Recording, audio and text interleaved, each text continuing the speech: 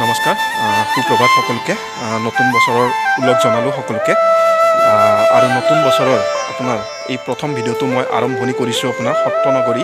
আমাৰ সকলোৰে পৰিচিত প্ৰাণ প্ৰতিষ্ঠা আপোনাৰ বৰপেটাৰ কীৰ্তন ঘৰত উপস্থিত আছোঁ আৰু ইয়াৰ পৰা আপোনালোকক অলপমান দেখুৱাম আপোনাৰ ইয়াৰে আমাৰ সত্ৰনগৰীৰ আপোনাৰ প্ৰাণ প্ৰতিষ্ঠা কীৰ্তন ঘৰৰ কিছু পৰিৱেশ আপোনালোকক এই ভিডিঅ'টোৰ দ্বাৰা মই দেখুৱাম আপোনালোকৰ ওচৰলৈ লৈ যাম। रातू